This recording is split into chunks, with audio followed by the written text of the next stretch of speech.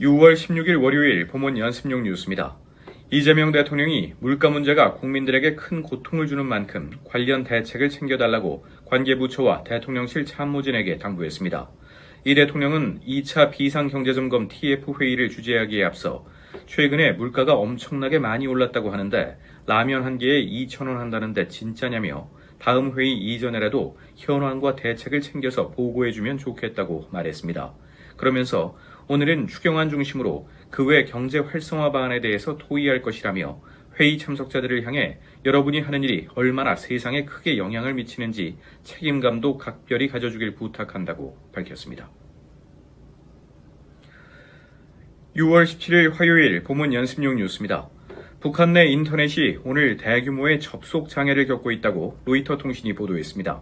로이터는 이날 영국 내 북한 인터넷 모니터링 분석가를 인용해 북한의 인터넷 장애가 모든 접속 경로에 영향을 미치고 있으며 원인은 사이버 공격보다는 내부 문제일 가능성이 크다고 전했습니다. 현재 북한의 주요 뉴스 홈페이지와 외무성 인터넷 사이트 접속이 안 되는 상태라고 로이터는 덧붙였습니다. 6월 18일 수요일 보문 연습용 뉴스입니다. 지하철 5호선에 불을 지른 혐의로 구속된 60대 원모 씨가 오늘 검찰에 넘겨졌습니다. 경찰은 원 씨에 대한 사이코패스 진단 검사를 진행했으며 결과를 분석해 검찰에 넘길 예정이라고 밝혔습니다. 지하철 방화 피의자 원 씨는 여의나루역에서 마포역 방향으로 달리는 지하철에 불을 지른 혐의로 현장에서 체포됐습니다. 앞서 법원은 원 씨에 대해 범죄가 중대하고 재범의 위험성이 있다며 구속영장을 발부했습니다. 6월 19일 목요일 보문 연습용 뉴스입니다. 중대재해 처벌 등에 관한 법률 시행 이후 최근까지 법원 판결을 분석한 결과 중소건설업계가 법 위반에 가장 취약한 것으로 나타났습니다. 대한건설정책연구원에 따르면 홍성호 건정현 선임연구위원은 최근 발표한 중대재해처벌법 판결 동향과 시사점 보고서에서 법 시행 이후 지난 3월 17일까지 선고된 판결 37건을 분석했습니다.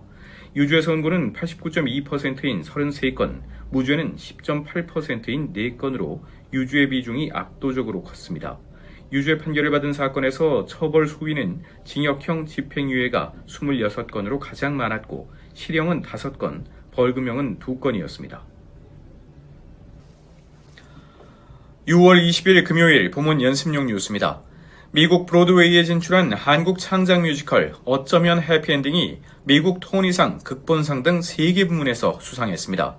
미국 뉴욕 라디오시티 뮤지컬에서 열린 제78회 토니상 시상식에서 심사위원회는 뮤지컬 최우수 극본상에 어쩌면 해피엔딩을 쓴 박천휴 작가와 윌 앨러슨 작가를 선정했습니다. 어쩌면 해피엔딩은 또 최우수 음악상과 무대 디자인상 등 3개 부문에서 수상의 영예를 안았습니다. 6월 21일 토요일 보문 연습용 뉴스입니다. 공정거래위원회는 제조와 용역, 건설업 회사를 대상으로 하도급 거래 실태 조사를 한다고 밝혔습니다.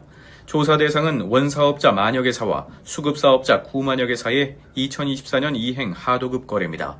조사 결과는 향후 법 위반 행위 감시와 제도 개선을 위한 기초자료로 활용됩니다.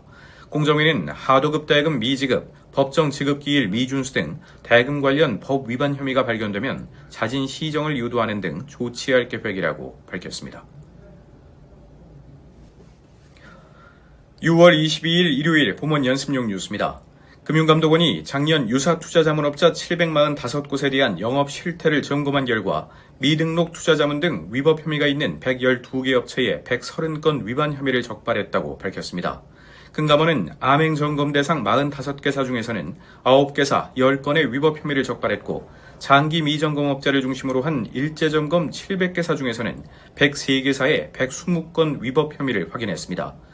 주요 위법 유형별로 보면 준수사항 미이행, 보고의무 미이행과 미등록 투자자문업이 대부분을 차지했습니다.